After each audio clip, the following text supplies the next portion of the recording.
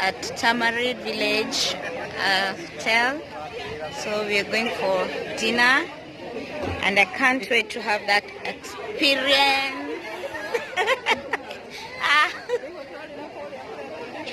Yeah, so this is how the hotel looks like, and we are going to the Tamarind Hotel. This is our team.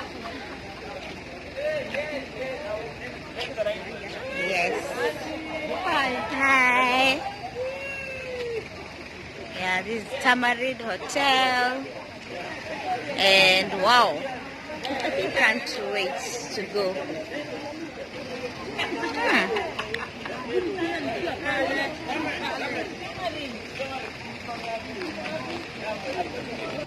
So where? Yes. Oh,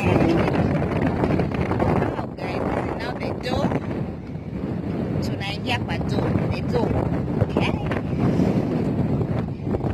Mind yourselves. And your phones. Oh my God. Oh my goodness.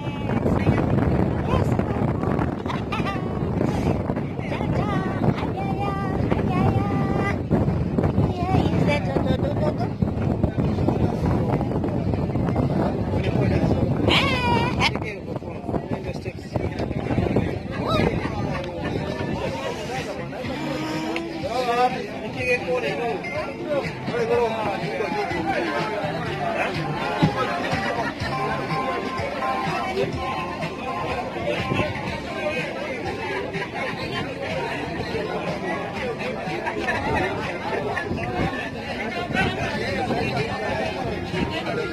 My phone is not clear, guys. Wow.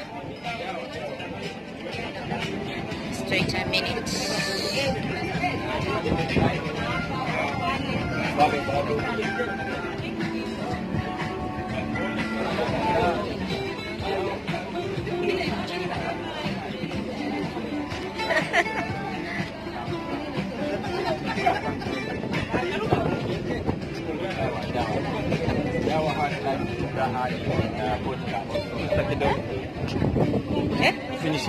Mimi kushiki. Kushika neke. Wow. Hey, you guys. Look at this. My team, led by Victor, who's here. We have Lucky, we have Juliet, we have Evans, we have Adine. We have a team of a service crew that are going to come around to attend to you. So if there's anything that you'd like to have, please let us know so that we can be able to attend to you in the best manner as we can. Now, as you can see, we've already started cruising, and if you don't know Mombasa, this is Mombasa. Now you can see the beautiful sight of old Mombasa town onto my right side. You can see where the beautiful lights are, and then straight on ahead, that is where the Fort Jesus is. So if we are able to, if the waters are not so choppy, the cruise route is supposed to be until the Fort Jesus. But because of safety reasons, we have to make sure safety comes first. So if the tide is high, we are not able to reach the Fort Jesus. So we normally turn back, and then we go under the Nyali Bridge to the end of the creek, and then we drop back at 10 p.m. at the Tamarind Jetty. So that is just about our cruise route. And for safety, kindly note that we do have life jackets on board, and the life jackets are underneath the seats.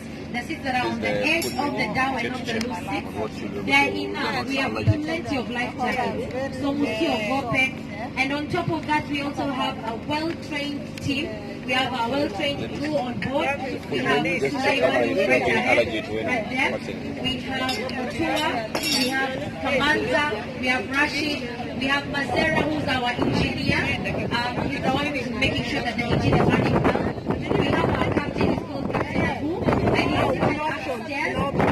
Those who are talking, ladies, you're talking, you will start looking for the life jackets and you'll ask me where they are. I am here, ask me, I will show you where they are. And if you want me to show you how to put them on, I'll also show you. I'm here for that. Sawa. Then we have our captain is seated on the top deck. He's called Captain Abu. And at some point, if you want to take pictures with our captain, please feel free to do so that you can take home memories that you're on board the Tamarind Dhow. And then secondly, we have washrooms. The washrooms are downstairs to my left side, and they're clearly labeled ladies and gents. And then last but not least, we have a live band on board, and the live band is known as Liwazo Duo Band. And they'll be here to entertain you throughout the cruise. So mkitaka ku let loose, come to the dance floor. You can come and dance. Karibuni sana. And just for you to know, the Liwazo Duo Band are physically challenged. Niko video sweetie. Ngoja kwanza nikabidhi.